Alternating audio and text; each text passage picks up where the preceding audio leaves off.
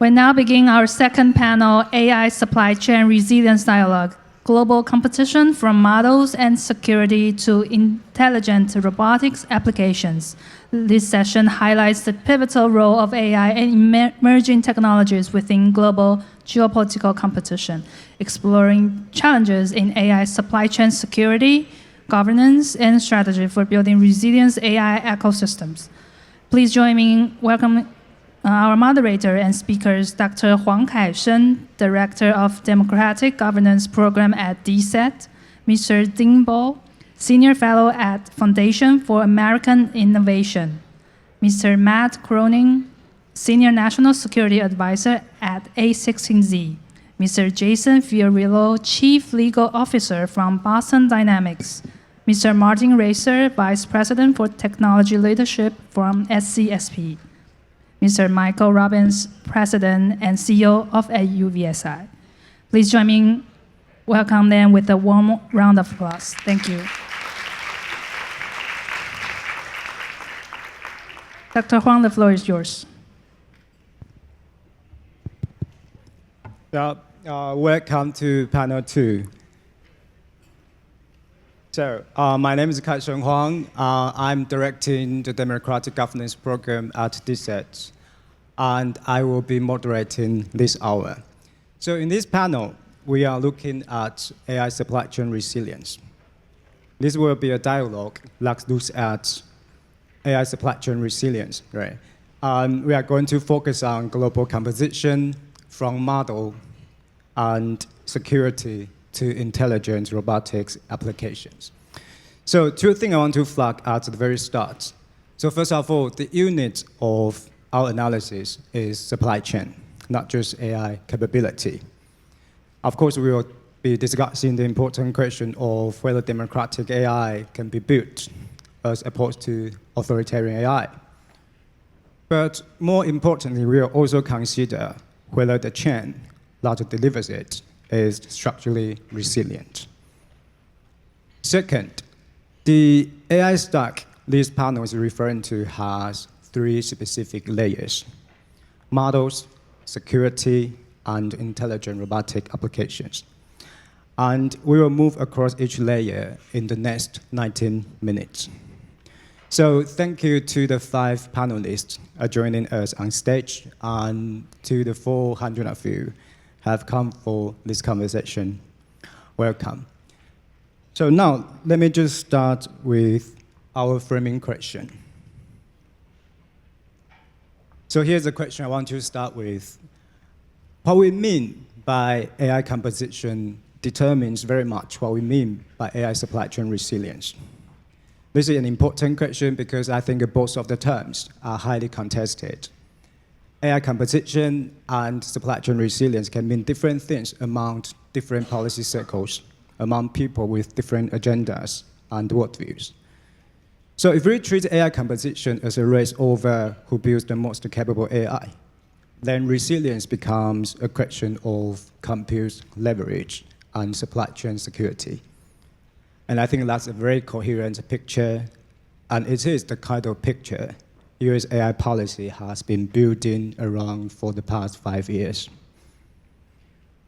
But I also think the composition is also running on other fronts. And once you accept that, resilience has to extend further. Those other fronts, what they are and what it requires, are exactly what we are going to walk through over the next 90 minutes. So, now, 2 fronts. There are 2 fronts, I think, that are now shaping the composition. So, start with the first, the frontier lead framework. The frontier lead framework is a dominant framing in current US AI policy. It sort of treats composition as a contest between firms and stacks, where American model displays Chinese alternative in countries that adopt American stack. So compute controls, distillation deterrence, and the stack exports. These are the policy instrument calibrated to it. And I think these are coherent and necessary steps. As one of our speakers, Ding Bo, will share with us later, They are doing real work. But there is a second front already running on different mechanics, the open weight commons. Chinese frontier labs continue to publish their weights under permissive licenses. Once released, those weights are non-rivalrous and non-excludable. They are largely falling outside ESPRO administration regulations, jurisdictions, and they move across ordinary market plumbing rather than through strategic decision. And the plumbing operates at multiple layers of the AI stack. Hardware vendor inference packaging, hyperscaler enterprise catalogs, independent inference platforms, and of course, open weight distribution hubs. Chinese open weight models are already in places at each, and I think democratic allies without their own frontier labs are now developing sovereign national AI on these foundations. This is not a forecast, it's the current state. So, the diagnosis of this panel, one composition, two fronts, and the policy instrument calibrated to the first, don't automatically reach the open weight front. So that's the structural extension we are going to discuss. Now, let's just turn to the first part. So in this panel, we actually have three parts. And the first part is the policy framework. So both of the frontier and open weight composition need a policy response. The US AI policy has been built mainly around the frontier front.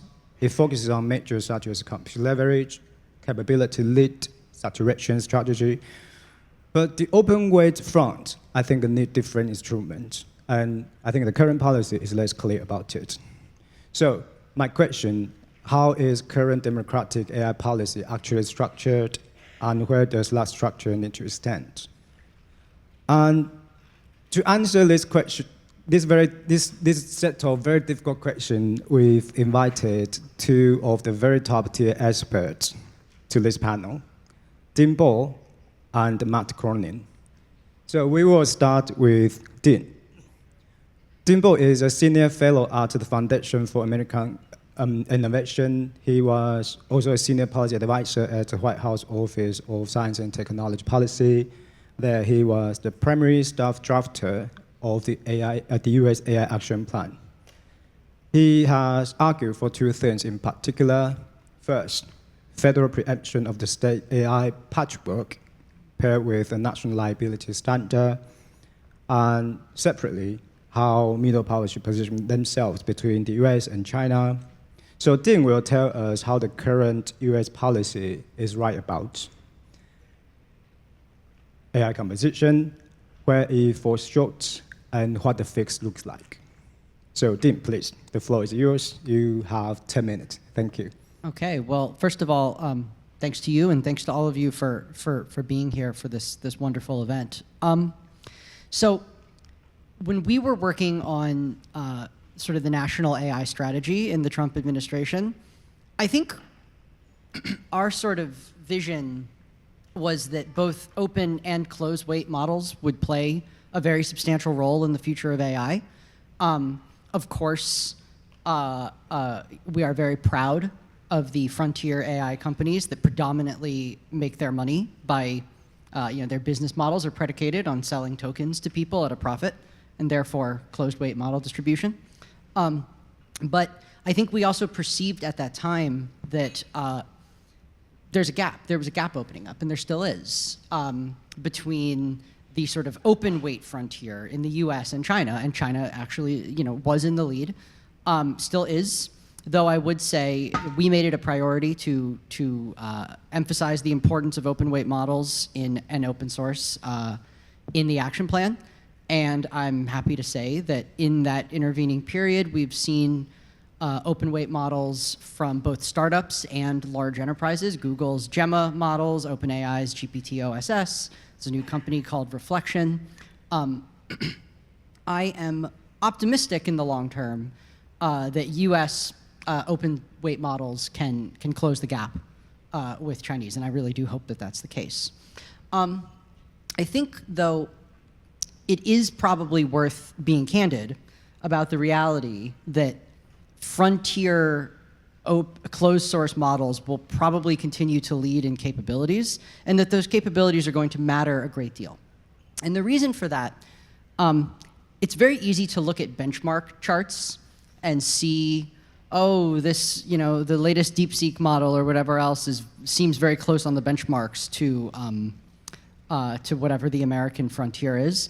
I think the reality, and this is borne out by sort of statistics on worldwide AI usage, the reality is that businesses in particular are finding a substantial benefit in using the closed-weight models because there's something the benchmarks don't quite capture. These sort of long horizon agency of the models, the ability of models to operate on complex tasks autonomously, independently, over a long period of time, that the closed-weight models just aren't catching up to. So the closed-weight models have different uses, and maybe they'll get there eventually, but then by the time they do, I think the American frontier in the closed source will probably be ahead in some other dimension. So I continue to think that the closed source models are going to be extremely important. I think accessing those models in particular and accessing frontier amounts of compute is an extremely important priority for any middle power that wants to have AI capabilities. And this is part of why another large emphasis of the Trump administration's AI strategy is on the promotion of AI, of exporting the AI stack to middle powers around the world. And in fact, in some countries, in particular in the global south, the Trump administration is prepared to bring development finance authorities to bear such that we can subsidize the construction of data centers and other AI infrastructure abroad. And the reason for that is simple. One of the things that I really love about the Trump administration is that the views of technologists are well represented within the White House. And one of the things that technologists understand is that technology competitions are won through ecosystems.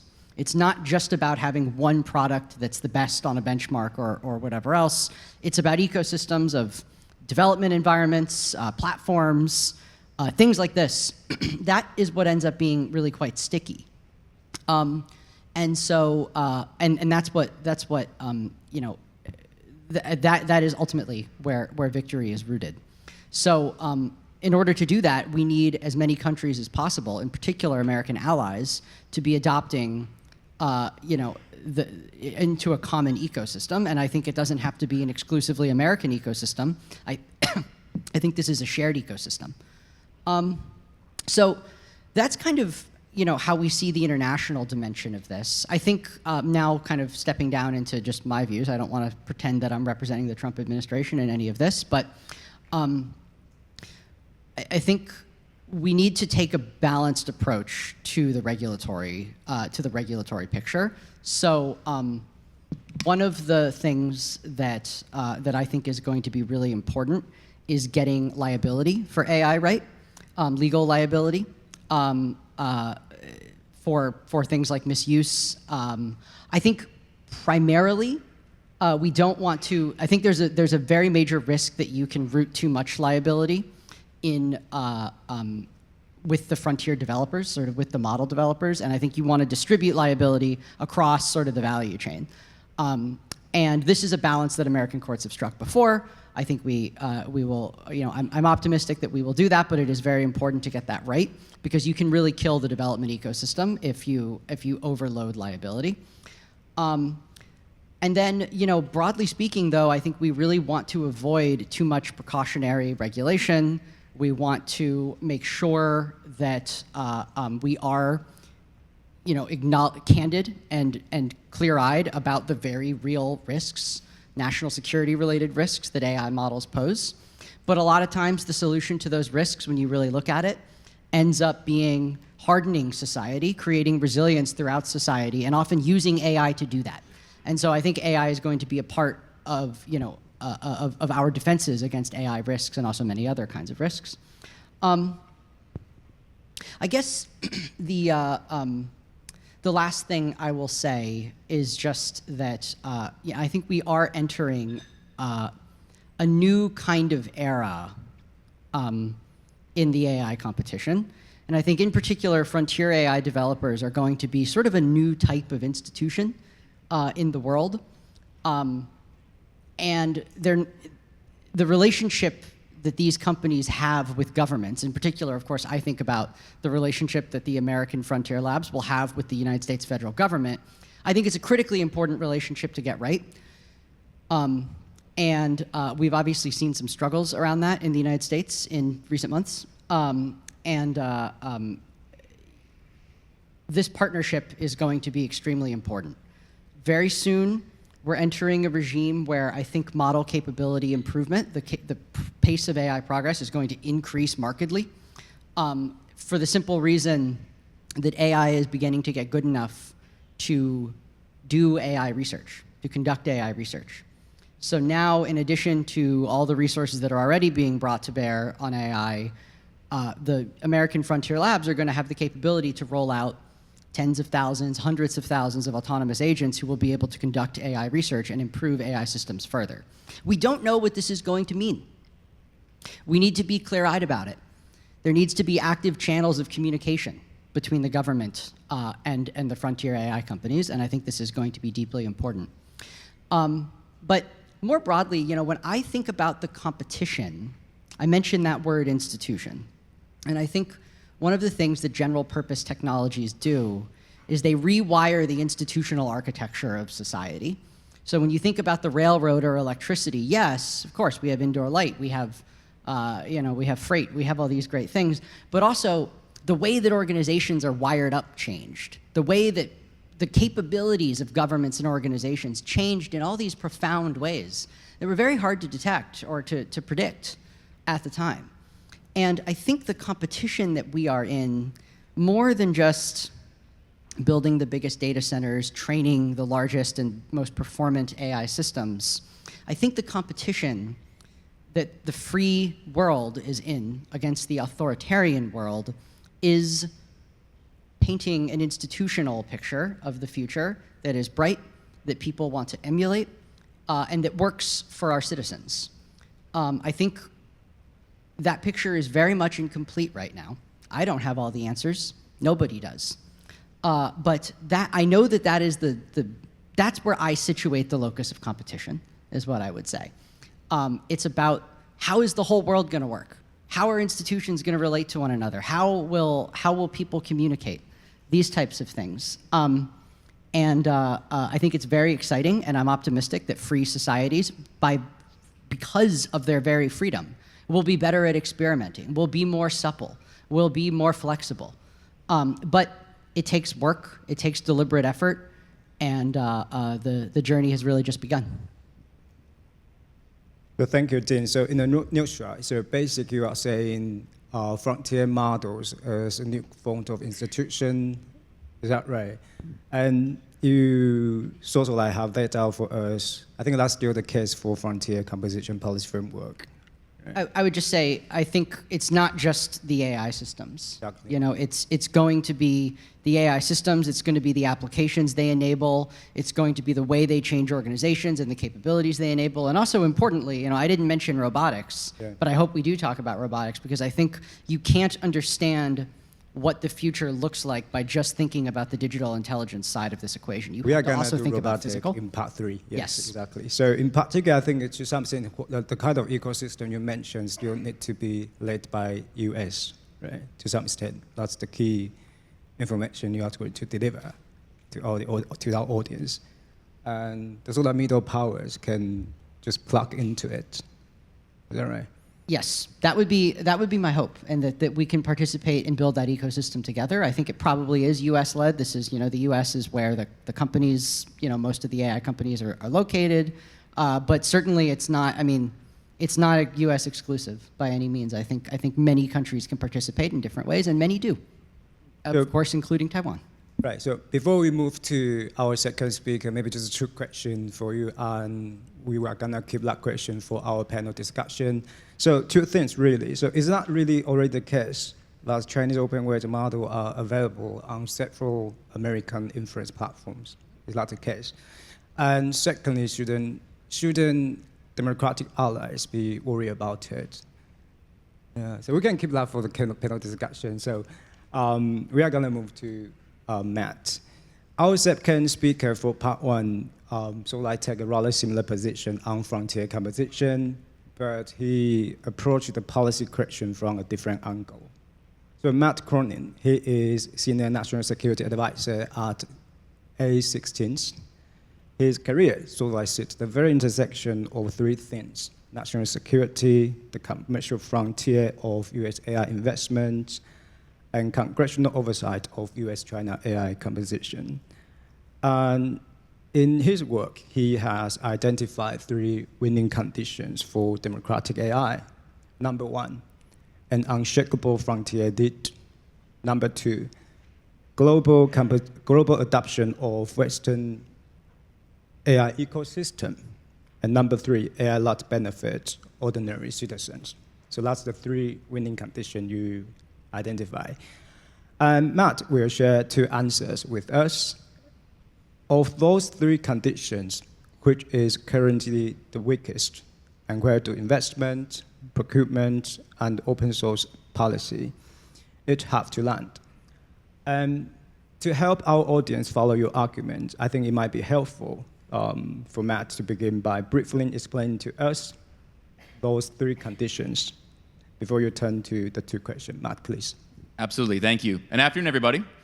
All right, so first I want to thank Dset for inviting all of us here today.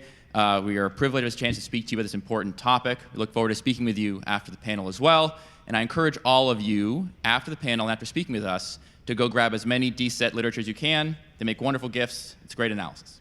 Now, next I just want to note, I actually don't think that Dean and I's analysis are in any way in tension. I think they're complementary. If you think of AI policy as kind of a complex two-dimensional object, we're just looking at different facets of it, but ultimately I think we are very much saying the exact same point. So to start off, the three areas that I'm focusing on, how I'm looking at this facet of AI great power competition, is the frontier, global ecosystem diffusion, and flourishing / societal citizen benefit. The frontier means that you being the West, are winning at you have the best AI models, the best hardware, and the underlying second orders you need from that, the best lithography, et cetera, and so on. It is a team sport, and right now the West is very much winning there. It matters that we're winning there, because unlike almost any other technology, artificial intelligence is an intelligence that begets greater intelligence. As Dean was just mentioning, the better we get, the better chips we get, the better models we get, we use those better chips and those better models to make better AI and make better chips. NVIDIA, Anthropic, OpenAI are already doing that. So that can create this cascading effect where we get a breakaway point where no one else can possibly catch up. That is a very good outcome for the West. Now, for those of you who say, well, I don't think China cares about that, that is exactly wrong. China does care. If you recall, when DeepSeek came out, in addition to shorting the stock market in America, there was loud praising and propaganda coming out of China. It was only after, a month or two later, our models just wiped the floor with DeepSeek that they changed their tune.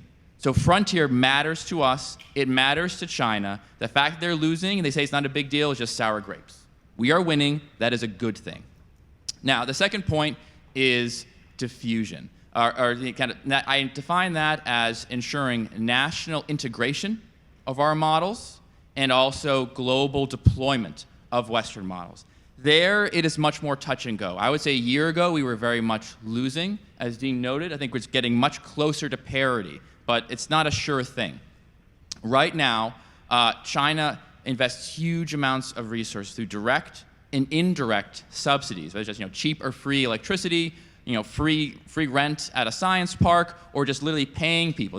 Right now, they pay their citizens just to make an open source model, follows communist doctrine, follows Xi Jinping thought, and publish it and put it out there. They just hand out money just for that. So it's an inefficient process that focuses on productivity alone. That's what Marxism is, but they're putting it out there. Now, why does that matter? So just last night, we were at a national security-focused event in a closed-door session. And at it, one of the guests there mentioned that he knows many people who use Chinese open-source derived models, either downloaded or they're using token from a cloud because they are good enough. Now, this is the exact wrong audience to ask this question because you've self-selected to be here. But out of curiosity, raise your hands. How many of you know someone who has downloaded and used a Chinese model, Chinese LLM? Raise your hands. Don't be shy. Now imagine, you are like the least likely group of people in Taiwan to know those people based upon your likely interests and your friend circle. And so many of you have raised your hands. That's disturbing because what the baseline for these models. These models must be loyal to the Chinese Communist Party, are beholden to Xi Jinping thought, beholden to Communist Party doctrine. All data that comes from that model, if it's in the cloud, has to go back and is available to the national security apparatus. They spread propaganda explicitly and implicitly in the models you get, creating an interpretive layer where the entire world is viewing reality through the lens of the Chinese Communist Party. On top of that, just last week, Booz Allen had a great paper that I think did not get nearly enough coverage, showing that those models, these Chinese models, when prompted for code by a US government employee, immediately injects code into their answer that makes it unsafe by several orders of magnitude. It creates unreliable code with vulnerabilities inside of it based upon the user who is requesting it.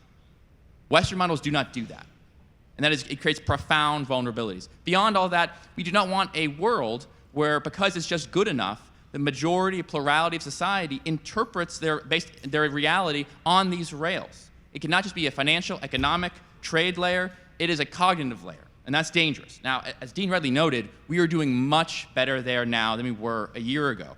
The White House has made it a priority, including thanks to Dean's wonderful work, and they've done more since then to try to incentivize it. We have to do more of that, get more credits for exports, make it so that it is part of our diplomatic front. Like, hey, if you're part of the American sphere of influence, you should be using American or Western AI, not Chinese AI. Because the same reason why Huawei is unsafe, these models are unsafe. We did not make that determination. The Chinese Communist Party did when they made and wrote out their rules. Now, finally, the final point that I think it matters is societal benefit, citizen benefit flourishing. So this is a prong of the victory, and I think all three of these conditions are interrelated. If you fail in any one of these three, the West could fail at AI great power competition. I do not think China has to win this third prong for them to win. So, because for an authoritarian state, broad-based societal prosperity, at best is a preferred indifference, like it's not a bad thing. At worst, it creates rival centers of power. So it doesn't matter as much to them. It matters in the West. Broad-based prosperity is a societally stabilizing effect. And so if there is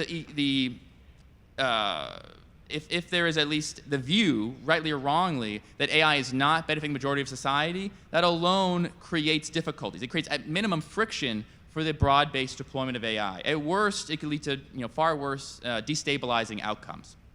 So we have a transformative technology. People argue about how transformative it is. I think at a minimum, you could compare it in some way to electrification.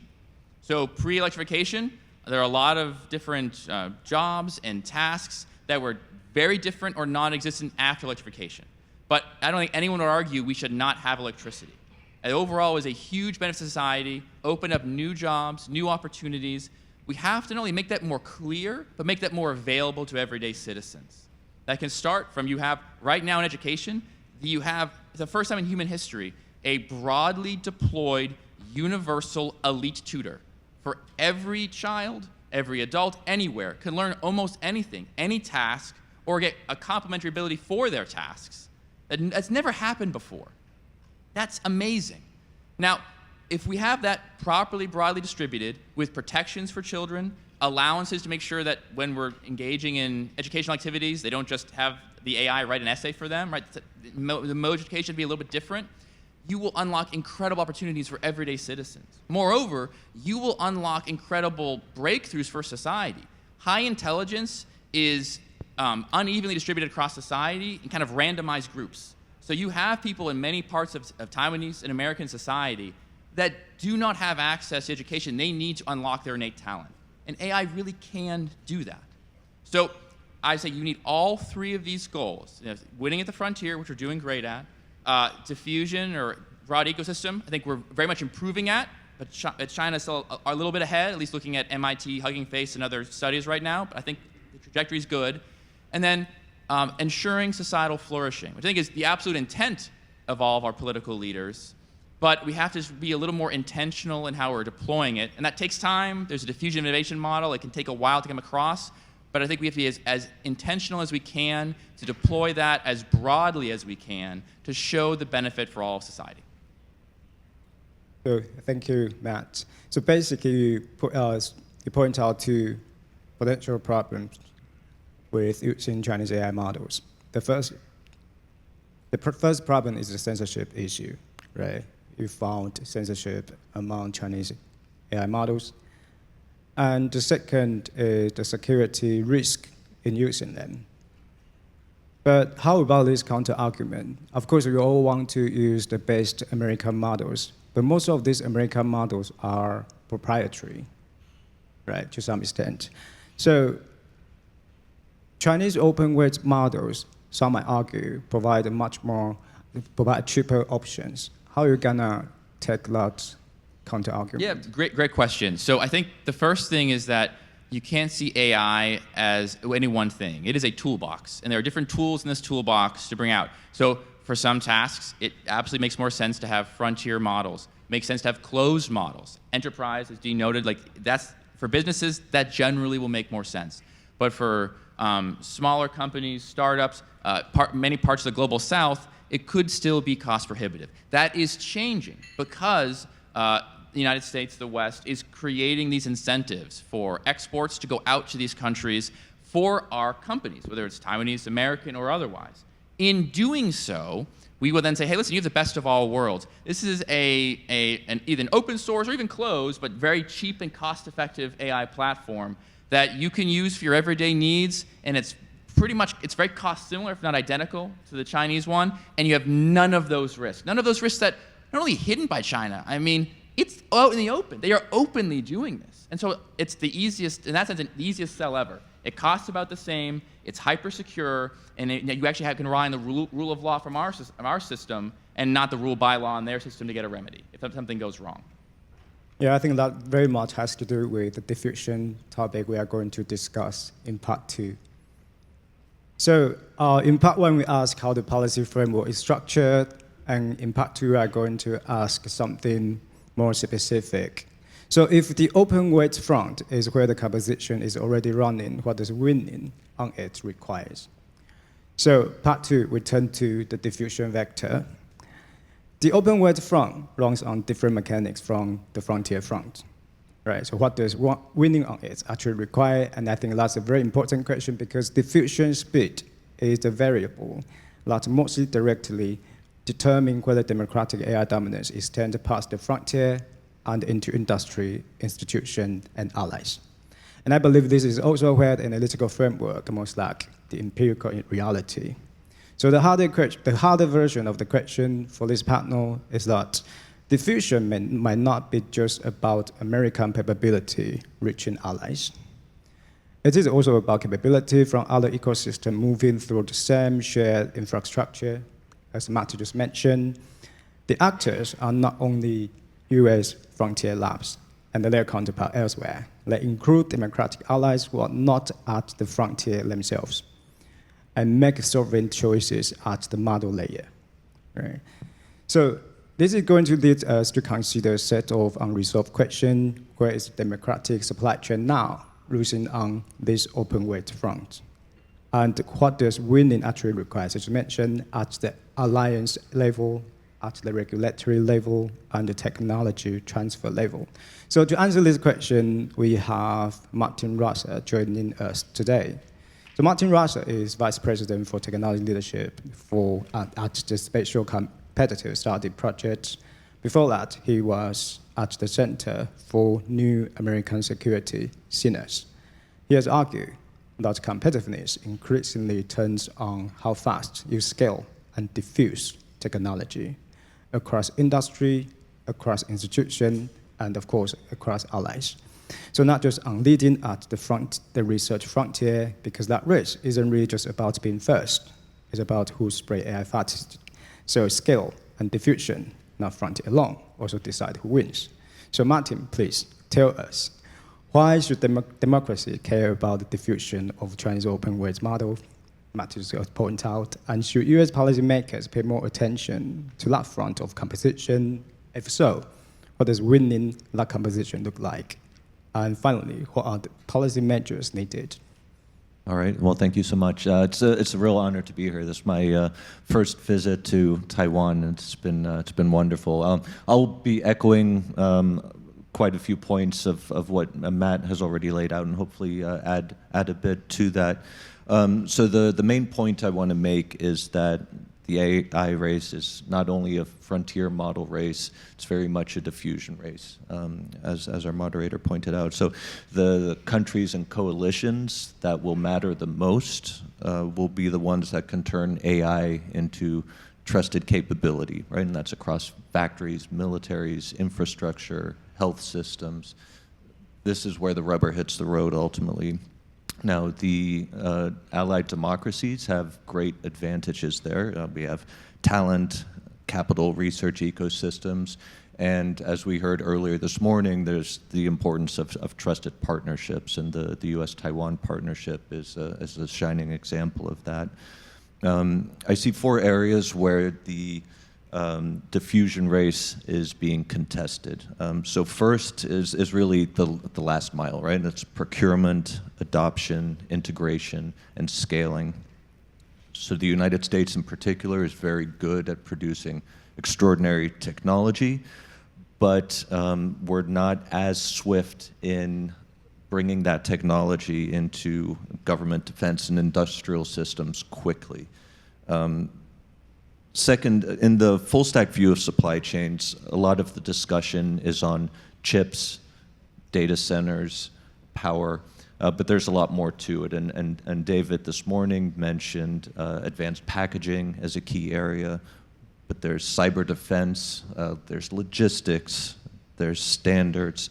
There's a lot more that we have to think about in terms of successfully diffusing these technologies throughout our economies and throughout our societies.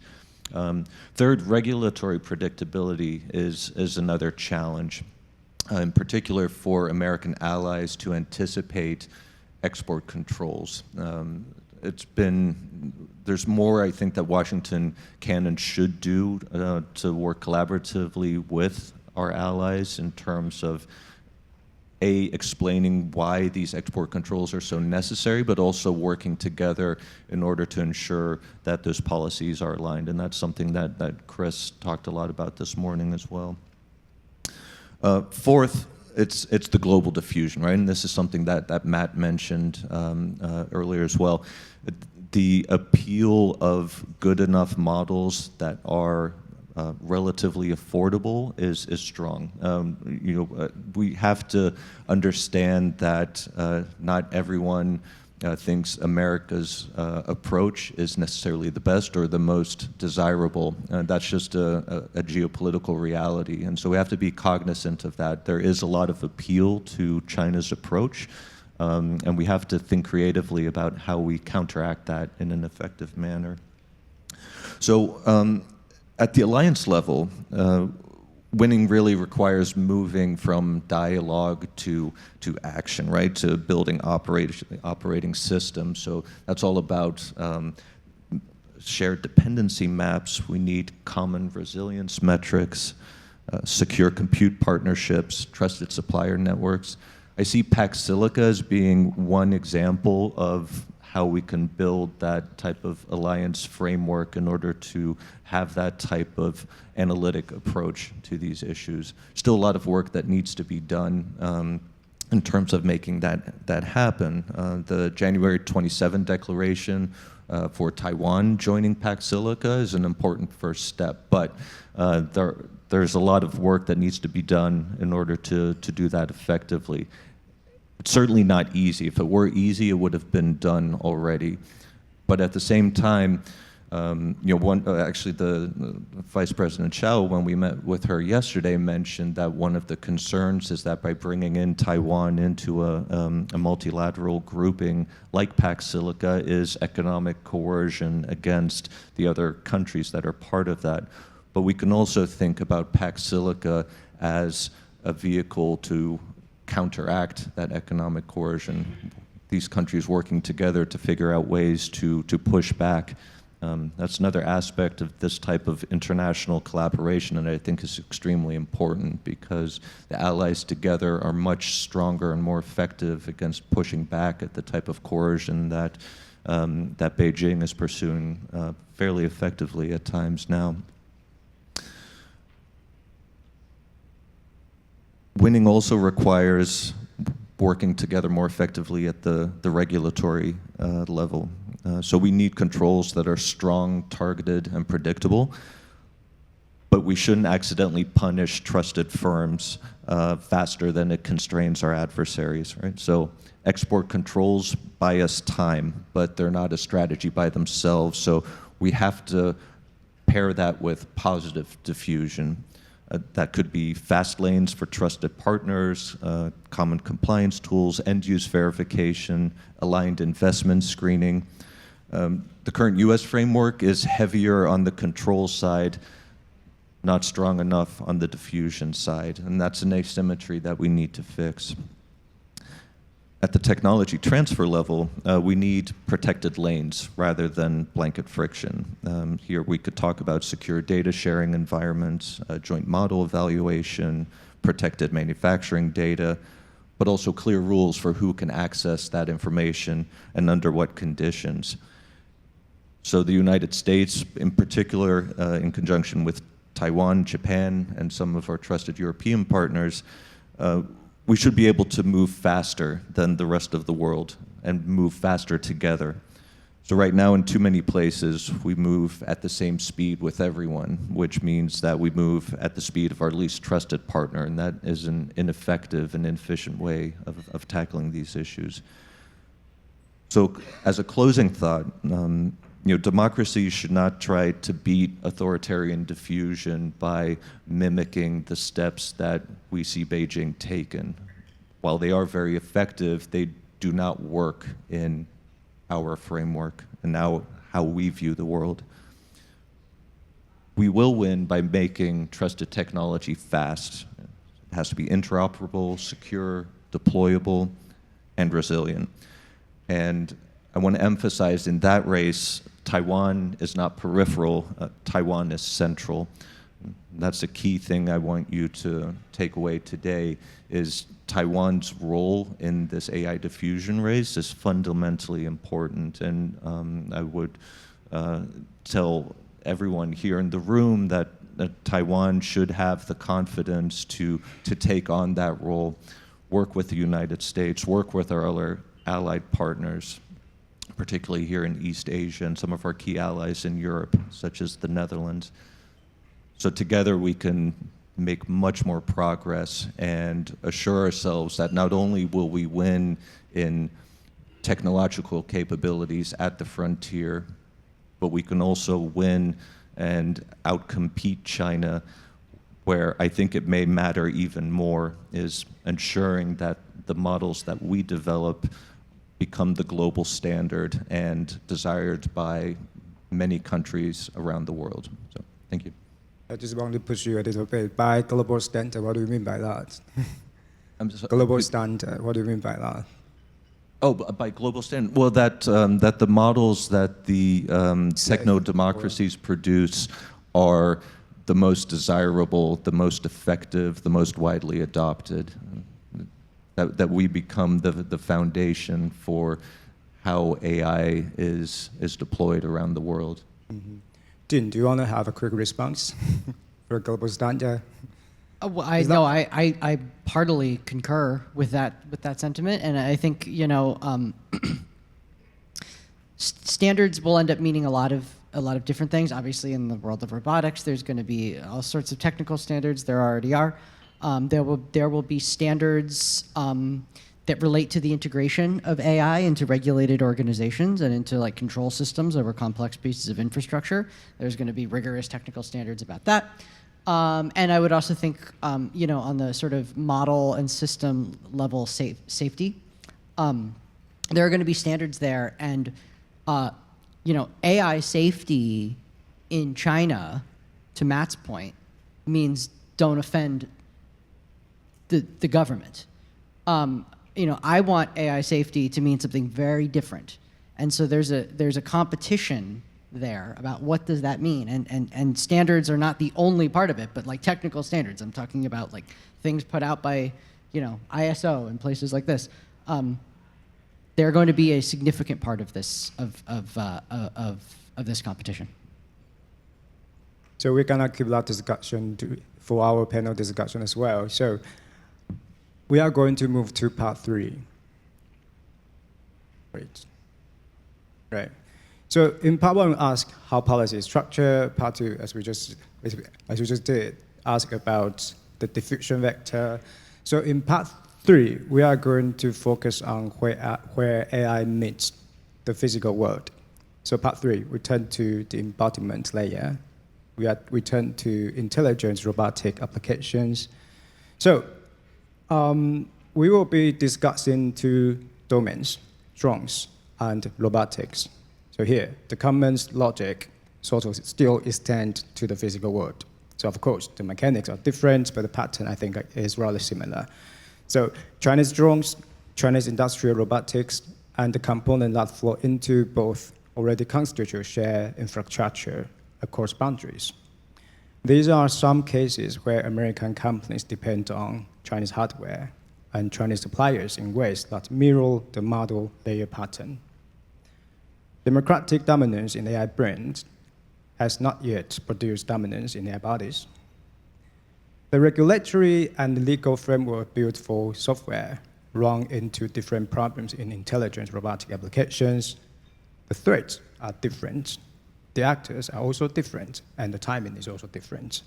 So to give us a clearer picture of what's actually breaking in physical AI development, we have 2 of the most informed voices in the room. Jason Fiorillo from Boston Dynamics and Michael Robbins from AUVSI. So we will start with Jason. So Jason is Chief Legal Officer at Boston Dynamics, which is very much at the operational edge of physical AI. He will share with us what does supply chain resilience look like once AI is operating physical systems, and where do current framework, liability, data, regulatory most likely break. But before Jason turns to this question, could you just tell us a little bit more about Boston Dynamics, especially how is Boston Dynamics different from other companies specializing in robotic applications? So sure, happy to do so. So thank you so much for including me today in this discussion. Actually, it's a great pleasure to be here. So Boston Dynamics is a robotics company that's based just outside Boston, Massachusetts. We have been in the robotics space for nearly 30 years, and we feel like we're one of the pioneers in the space. But one of our core values is that of authenticity, which means we have to show, not just tell. So hopefully many of you were in the audience today, got a chance to actually see one of our robots. We brought a Spot today. And I'm very fortunate. I travel all around the world with a Spot, and I find that when people first encounter our technology, I would say 90% of them are amazed by it, right? Delighted, surprised, amazed. 5% are terrified, and 5% say, where can I buy one? Those are the people I want to talk to after the show. But we have been doing humanoids, I think, longer than just about anybody, at least continuously. And actually depicted on our screen is our last gen Atlas humanoid. Although we debuted it at CES in January of this year, I'm pleased to say it's already obsolete. So the question is, Jason, why do you make such things? Well, next slide, please.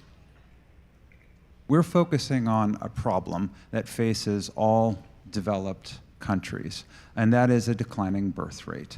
We see it in Taiwan, we see it in Japan, we see it in Korea, in Europe, and even in America, where the birth rate is sort of flatlining or going below replacement rate. What that leads to in the long term will be a labor shortfall. We don't have enough people to do the things that we need to do in order to make our society function. Now, for many, many years, there have been traditional robots that are fixed to the ground. And so you've seen these in automobile assembly facilities and other manufacturing facilities. Big things bolted to 10,000 pound of concrete that sort of move heavy objects. We do things a little differently, and we're focusing on sort of the next level problem. Next slide, please. So there's a lot of tasks that really just can't be done by fixed infrastructure, including final assembly. It's really difficult to automate because the ability of intelligence that you need and the amount of manual dexterity that you need to have right now can only be done by people. And this is a problem if you don't have enough people to do it. Next slide, please. So, and you can go ahead and start that video. So we have been working on AI policies, both independently and together with Google DeepMind, in order to address this dexterity shortfall and address some of the labor shortfalls that developing countries are going to see. We'll see if we can get that going. And in the meantime, we have sort of seen AI blossom. So our robot Spot that you saw in the hall actually just came out about 6 years ago. When it first came out, AI really wasn't a thing. Right? This was before ChatGPT 4.0. It was developed by what we called model predictive coding, which is a sort of a hard coding way to do things. And so we, for a long time, were out in front because of traditional programming methods. All that has changed. With AI, we find that other competitors who sincerely imitate us can actually catch up quickly and do a lot of things. So we have to continue to out-innovate them, both ourselves and with our partners. So what we're seeing on the video here is an example of a very dexterous robot that is using a vision language action model. And so this is done by Google DeepMind, where one of the first questions is, can you tell a robot to build another robot?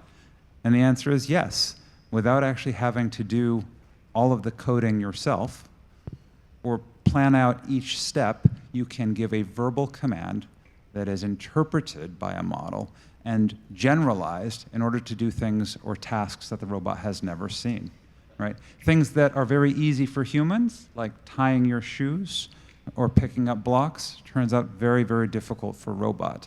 And I don't know if any of you fold laundry, but you know, this is something that really requires an awful lot of labor in our house every week.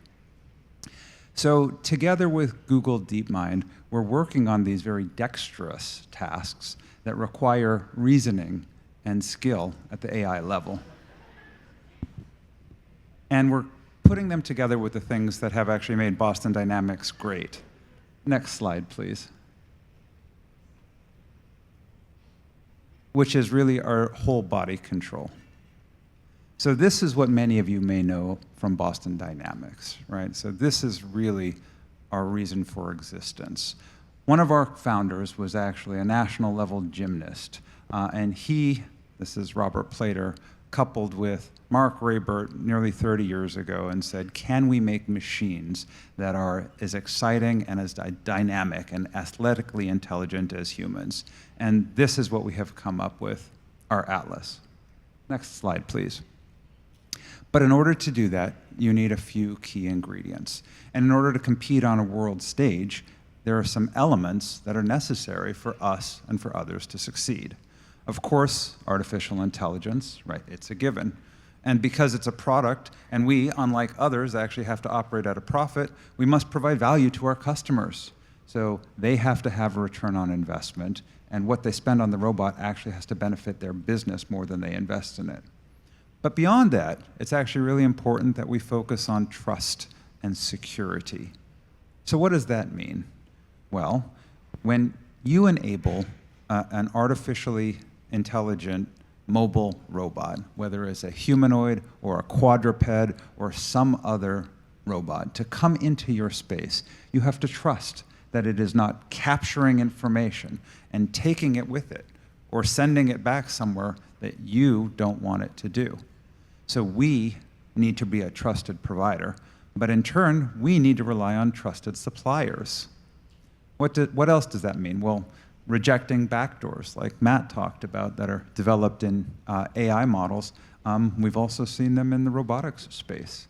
It should be no surprise to anybody that even though something is cheaper doesn't necessarily mean it's a good thing. As some of you may recall, the Trojan horse was actually free.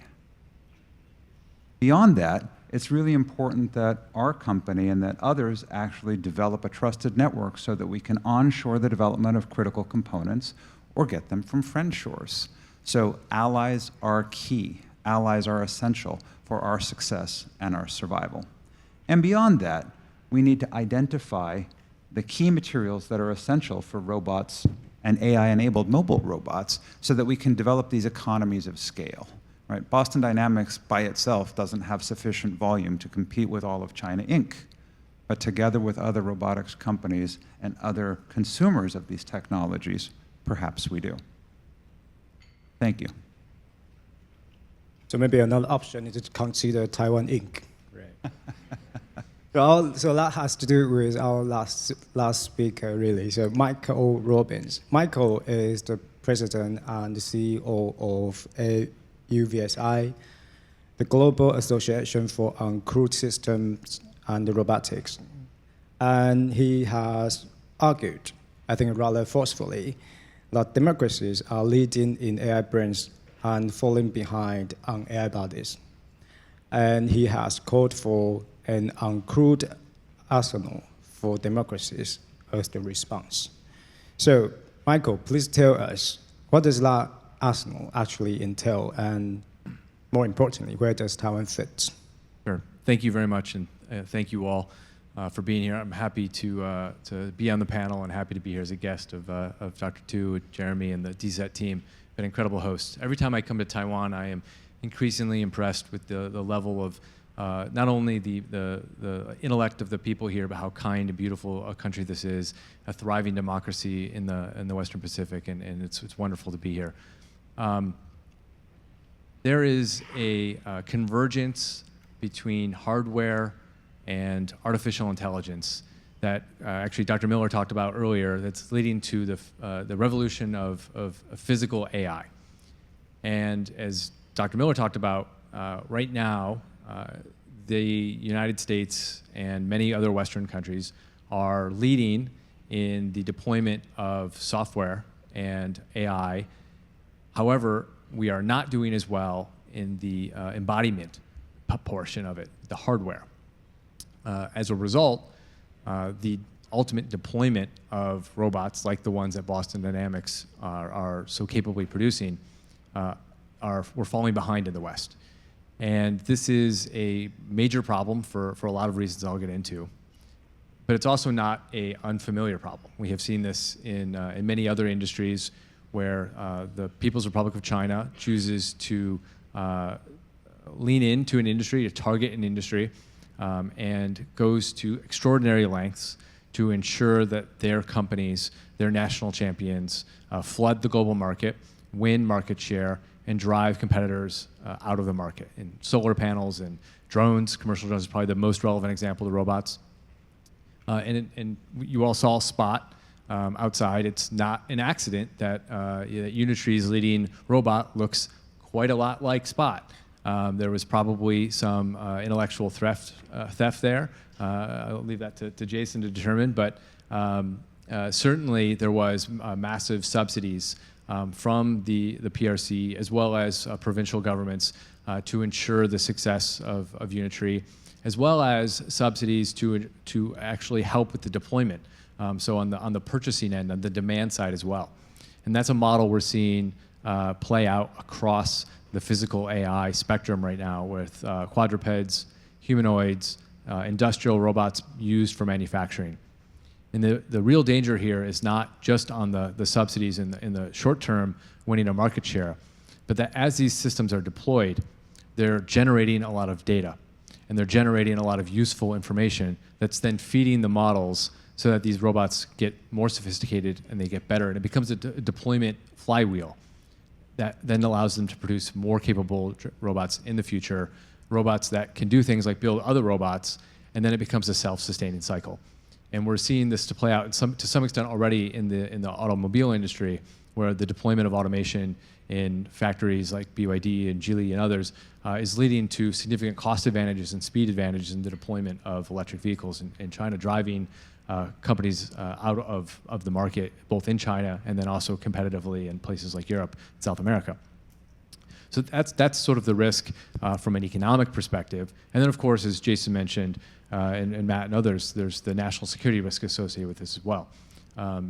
Each time a robot is deployed, whether it's fixed or it is mobile, it has the persistent surveillance threat. It can move, which means it can disrupt. And if you're in a sensitive site, that's a real threat. That the robot can actually be used against you to disrupt a manufacturing facility or to harm people. Sometimes it happens by accident, but often in the future it could be a weapon of warfare. And that leads me to the point that, as a reminder, these are also all dual-use technologies.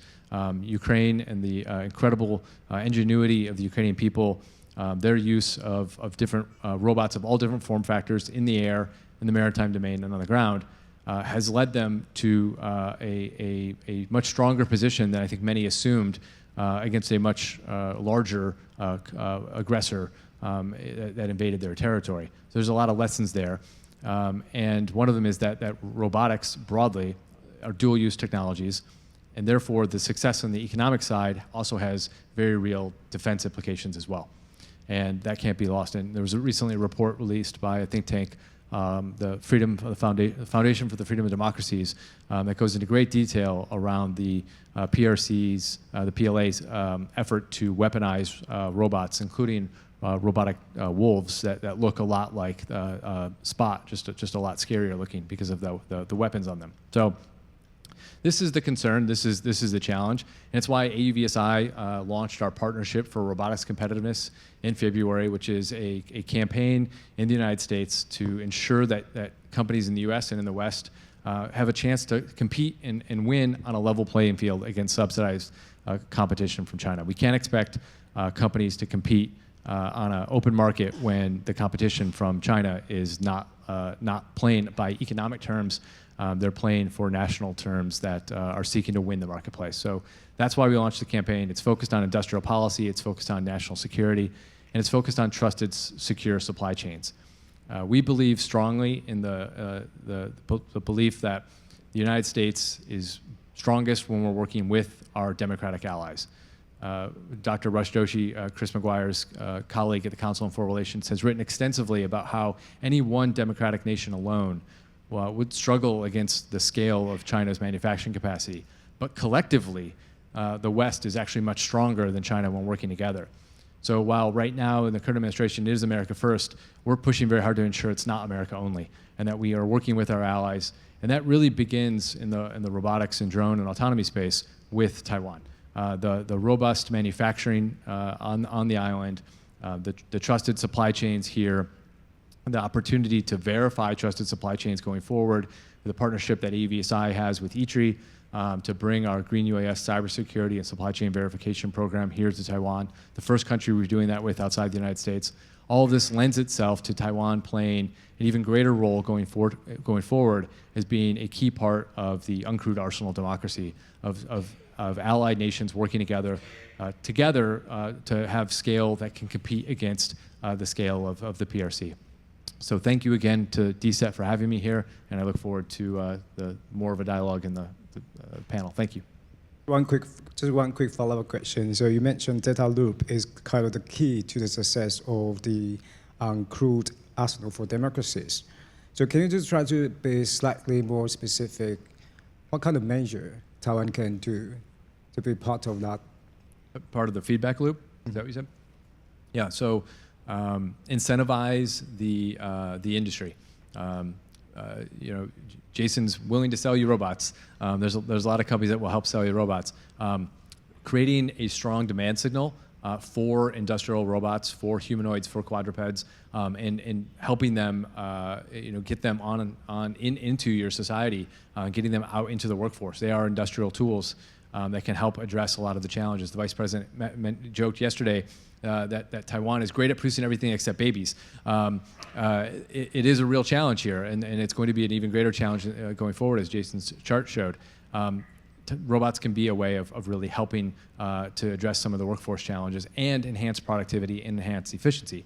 So having economic incentives on the demand side, which is also something we're very much pushing in the United States, to help manufacturers and other industrial industries to incorporate more robotics now, which helps kickstart that development flywheel by generating more data, generating better outcomes in the future. Well, thank you. So before we move to our panel discussion, I just want to sort of recap what we have already discussed. So we start with the topic, what we mean by AI composition determines what we mean by AI supply chain resilience. And we have identified two fronts of composition. The first front is the frontier front of composition, and the second one is the open world front of composition. Then we turn to the diffusion vector, and we close with intelligent robotic applications. So now let's turn to our panel discussion. And Dean, I want to start with you. So Matt has also mentioned the absence of US open source AI leadership is to some extent a kind of national security threat, and let democracy lose if they suppress open source instead of outcompeting. And you have argued rather forcefully middle powers shouldn't over-rely on China's open source, and the correct answer is getting, not outcompeting. Am I right? Yes. So my question is that disagreement real, or I think to some extent I think I feel a kind of sense that it sort of imply policymakers don't need to worry about the composition in that area. Am I right? Or please. Here's the way I think about, I think middle powers face a complex set of challenges with fairly non-obvious paths forward. But I think, and it varies, for each country. I think Taiwan is actually probably the sterling example of what to do, though, where I see, I go to Europe a lot, and I talk to our friends in Europe, and there's this sort of obsession with sovereign AI, and we're going to have our open source models, our own open source models, and things like this. I think that's probably a losing battle. I think probably the thing to do is to embrace the best AI systems that you can and make concentrated bets on other things that you can do that are enabled by those frontier AI systems and also enabled by other things that allow you to own various kinds of choke points, especially in the physical world. So why does the Netherlands have leverage in negotiations with the United States? Well, it's because ASML's there, right? And so they own a very important physical choke point. Obviously, Taiwan is the world's best example of that. And I think that that is probably the strategy that you want to try to optimize for. And I think also, there are all sorts of innovative ways. I mean, we've barely scratched the surface of how to integrate frontier AI systems. There's sometimes characterized, again, in a lot of middle power conversations, there's sometimes like a dichotomy drawn between diffusion and frontier development at the frontier, and I don't think that's true at all. I think the challenge is the diffusion of frontier AI systems, and how are they going to sort of restructure organizations, change the capabilities of what governments can do, et cetera, et cetera. And I think, again, we've just barely scratched the surface of that. Frankly, a lot of other countries, a lot of other middle powers have their institutional houses and orders better than the United States does, to be quite candid. And so, there's all sorts of things you can do that, I don't know. I wouldn't bet on, an arbitrary middle power's ability to develop frontier AI systems that are competitive with America's, but Would I bet on continued American institutional sclerosis? Like, yeah, probably, if I'm being honest with you. So there's advantages there. How? What do you mean? How? Like, for example, if open source models are not the smartest option, Yeah. strategically speaking, but most of the best models in the world are proprietary, dominated by American companies. Yeah. And what should this middle power do? Well, let me, I'll give you an example Sure. of something, okay? So one of the things that AI is probably going to enable is a renaissance of biomedical treatments, right? And the thing is that the way that most countries in the world, and many of them are emulating the United States in this regard, the way that the United States regulates medicines is that we have this kind of mid-20th century modernist ideal of what a disease is, that Parkinson's is one kind of thing, or that cancer is one kind of thing. The reality is that diseases are like much more complex, sort of processual and different in every person. They manifest different ways in different people. And it's really like a systems level failure. And so we will design with AI, we will be able to design much more customized treatments for people. But this completely breaks the institutional architecture by which biomedicine is regulated. Therefore, there is an opportunity both to innovate in biomedicine, but also, as many countries outside the United States do, but also to innovate in the way in which biomedicines are governed. And I hope the United States does that. But again, would I bet on the FDA being like massively reformed to do that in the near term? Like, no, not especially. So there's an opportunity there. Matt, your response. Where do you and Dean part ways, and where do you actually agree with each other? You really want me to fight Dean? Is this whole? That's the whole point. Anyone's noticed? He wants me to fight Dean. No, I think I would be happy to fight Dean if needed, no matter how friendly and wonderful he is. But I don't In a constructive way. yeah. No. So here's the deal. At the end of the day, this really is a competition between two superpowers and their allies. And so, as Dean was noting correctly, and Dean deserves praise for this and not me fighting him. Taiwan is a key example of an ally that is part of this AI stack. The Netherlands, South Korea, Japan are also key allies. That creates this American/Western AI superpower that is in competition with China. China, as generally doesn't really have allies, it has vassals. That's how they historically have operated, even before the CCP. They're certainly operating that way today. But they also rely on allies for this, in terms of Russia and Iran providing energy. And so everybody has their partners. Theirs are subservient vassal partners. Ours are true ally partners. And we have two different stacks. And these two stacks are operating in multiple layers of competition, as we've all gone over in different ways, whether it's physical, frontier, diffusion ecosystems, flourishing, et cetera. And we are pushing forward. It ultimately, I guess, any middle power, which you consider like a derogatory term, but any other nation could decide to go their own way. Given the nature of technology, that is probably not a good idea.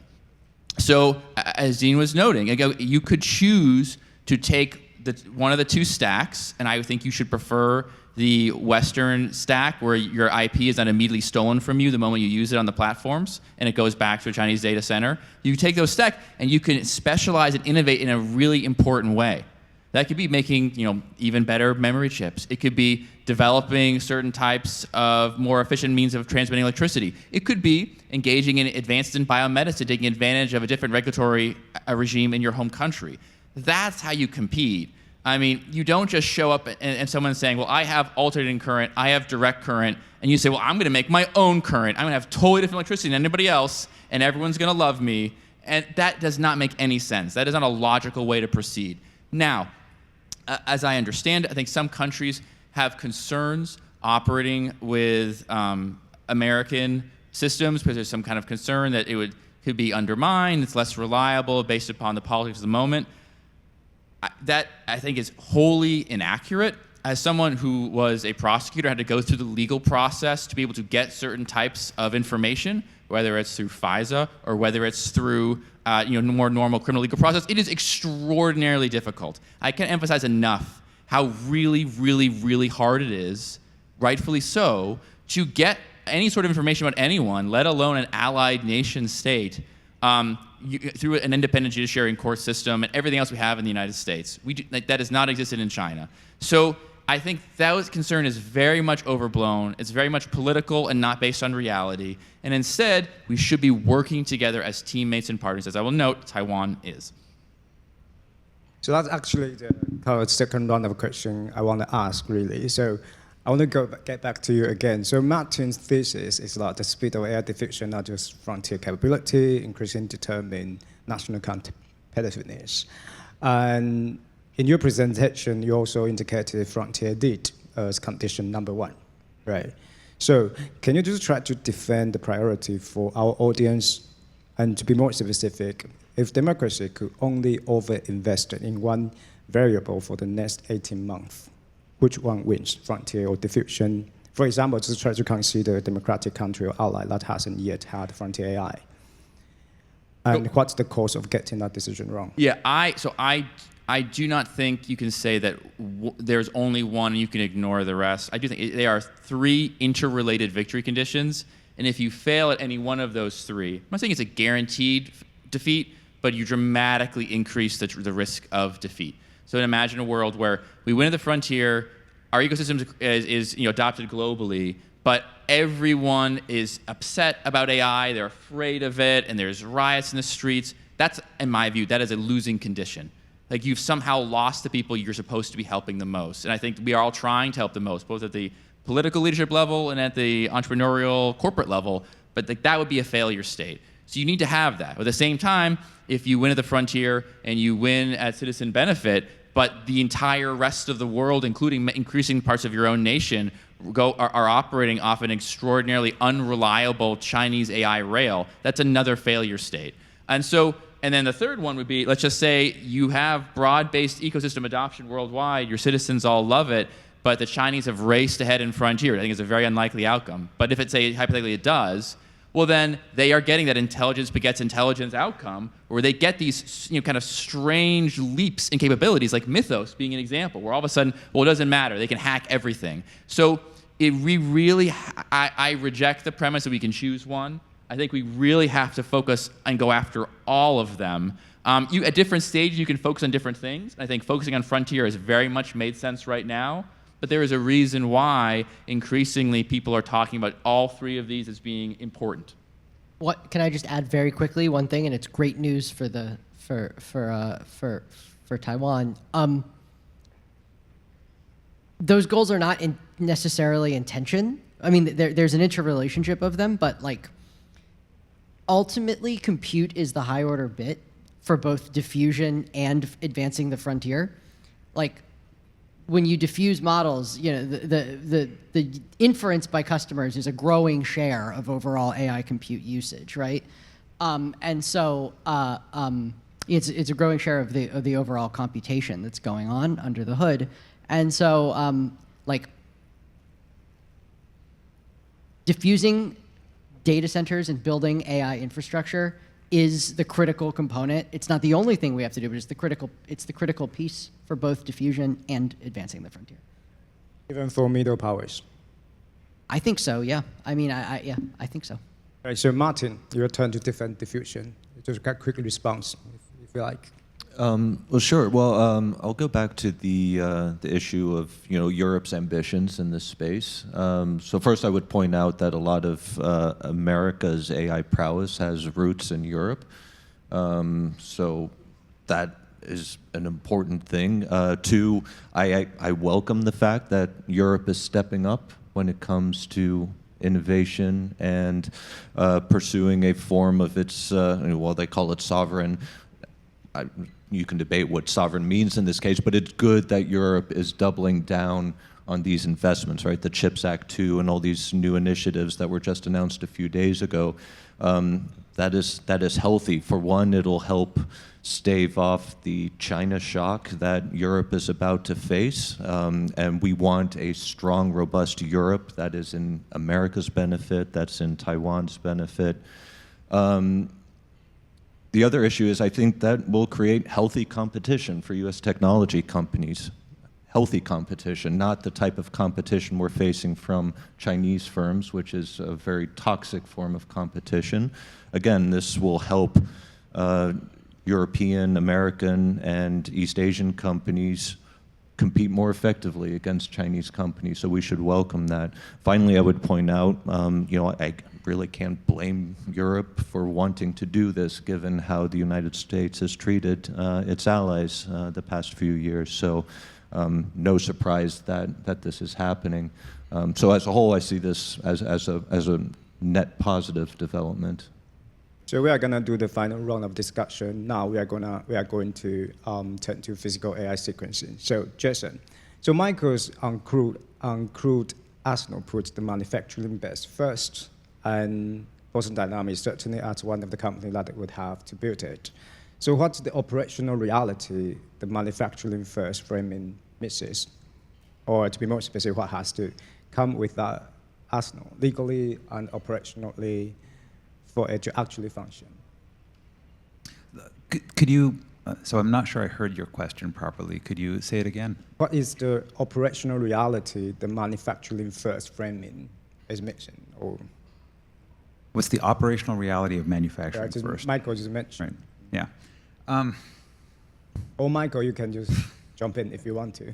Well, so I'd say that manufacturing is complicated. So we're in a very complicated geopolitical environment right now. Certainly, every country is advocating for its own self-interest primarily, including the United States. And so that means that we are encouraged, sometimes aggressively and sometimes passively, to manufacture in the United States. At the same time, that's not always possible for every component, and certainly not every subcomponent. The United States right now does not have the supply chain that it actually needs in order to create the robots that you see up on the screen. So we have to turn to other places. Beyond that, right, so many of the chips that were designed in the United States are actually manufactured here anyway, and that's fine.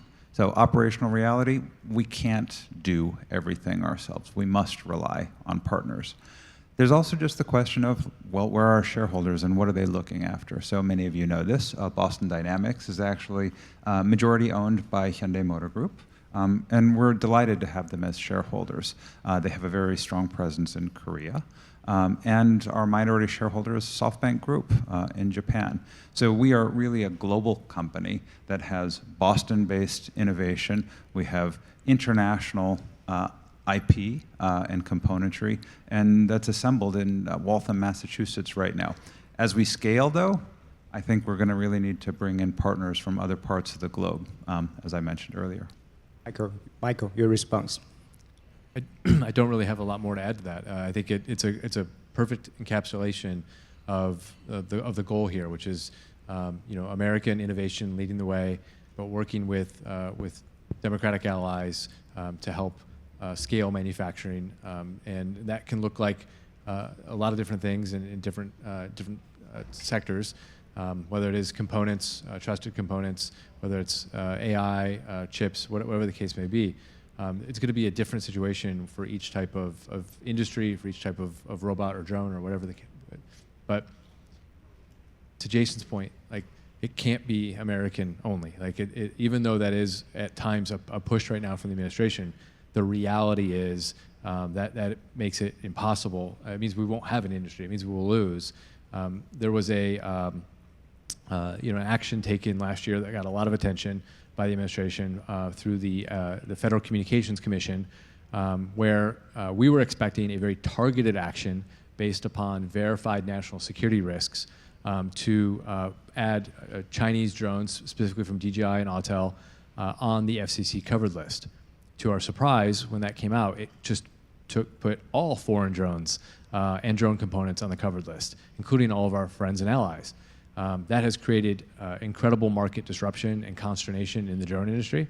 That model has now been replicated in other industries as well, and we anticipate there be more actions, including perhaps others in the autonomy space in the near future. That makes it a lot harder to work with our allies and to engage in friendshoring and the sort of the uncrewed arsenal of democracy concept. Doesn't mean there's not a way forward. There are options for exemptions. There are options for waivers. Our Green UAS program here in Taiwan is one of those. But it adds layers of complexity, it adds layers of uncertainty, and as Martin said, it sort of smacks of like treating our partners the same as our adversaries, and that sends the wrong message in my view. So thank you very much. So that's the end of our discussion. Now we still have 5 minutes left, so we are going to take questions from our audience. Still have 10 minutes. 10 minutes, right, thank you.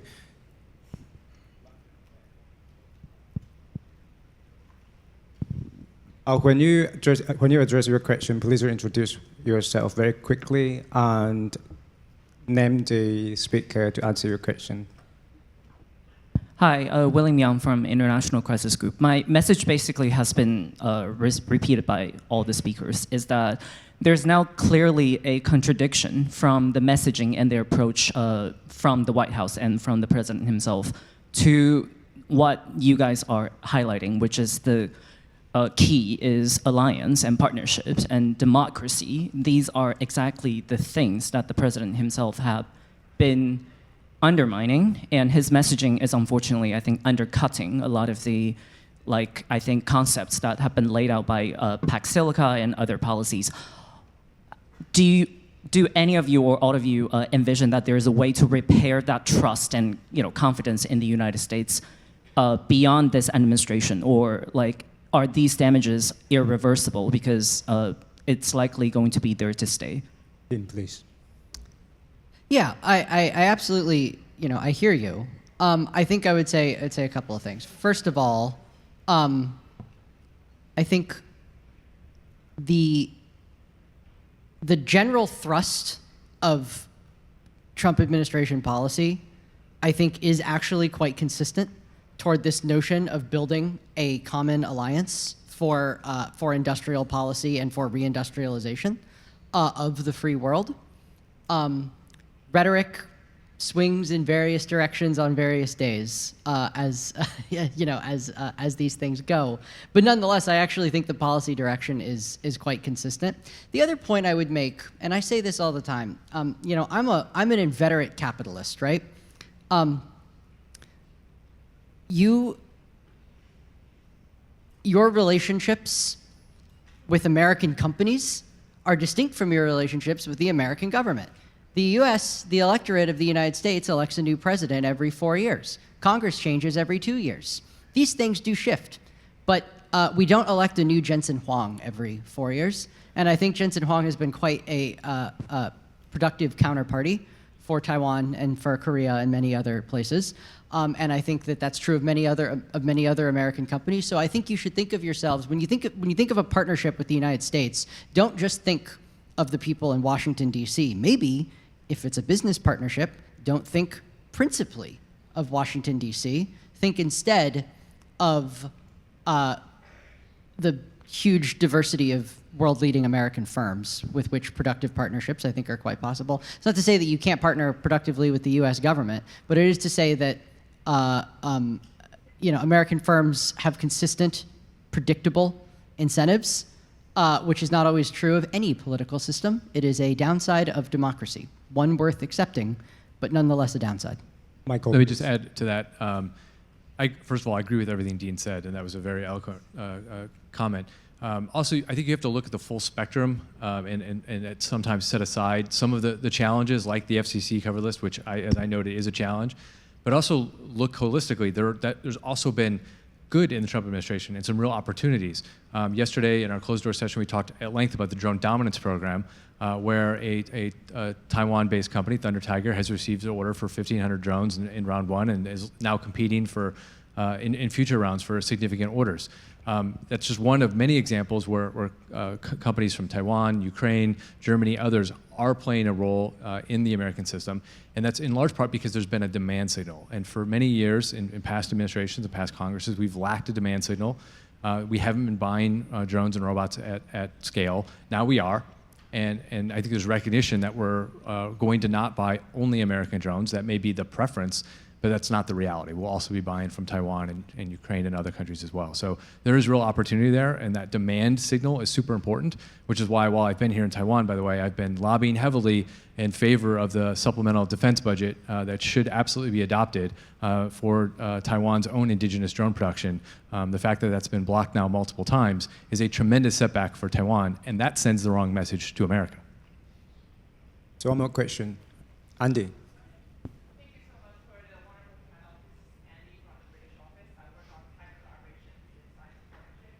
My question is to Martijn, if I may.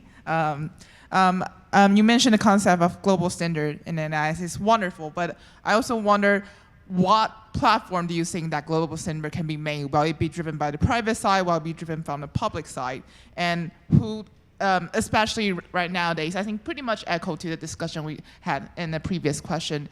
It's the different partners have different agendas, and even within one country, it will be quite different. So I wonder, where do you think it could happen? I do have another question for Matt, if I may. I think the idea of VC in this panel is really, really nice. I wonder, when you look into the AI topic, what's the power of VC? And in this environment, is there anything that is helping VC to tap into this area, or any policy constraint that's hinder you from being part of the ecosystem? Martin, please. Yeah, sure. Great question. Thank you. So, with standard setting, there's a role for government and there's a role for industry. So if you look at telecommunications, for example, the ITU is extremely important.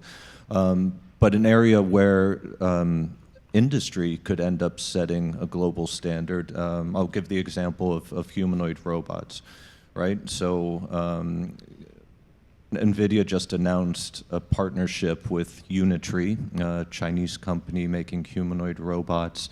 A real risk there is that just by the sheer market size that Unitree currently has, partnering with one of the most prominent US technology companies, that the software going in Unitree robots end up becoming the standard for all humanoid robots. And I don't think that's a development that is a positive one for the techno-democracies at all. And this is a way where a partnership between two companies could have an outsized influence over the development of humanoid robots for a couple decades to come after this. So we have to think very carefully about these types of industrial alliances and what some of the ripple effects of that are. That's, I think, something that governments need to think about in much greater depth, because once the cat's out of the bag, it becomes very difficult to wind back and go down a different path. Matt, the second question, please. Yeah, sure. Great question. Thank you. So for those of you who don't know, venture capital is also known as adventure capital. It is you're deploying capital at a very, very early stage in a company's life cycle. So early that it is effectively uninvestable by other forms of capital, private equity, traditional banking, et cetera. So how that works is that we're able to go in, we're able to have a sufficient understanding of the market, understand the technologies, and then deeply understand the founding team. And if you have the best technology, the best founding team, the best product market fit, you deploy, in many cases, millions of dollars from our limited partners or some of our own funds, and then you invest in this company and watch it grow and do everything you can to help it along the way. So, this is not my area. A colleague of mine handles this aspect of the regulatory side of things. An issue that we've identified has come up is the potential for just extreme regulatory fragmentation. So you have 50 states that have 50 totally different rules. That does two things. One, it creates tremendous market uncertainty. I have no idea what is going to be happening now.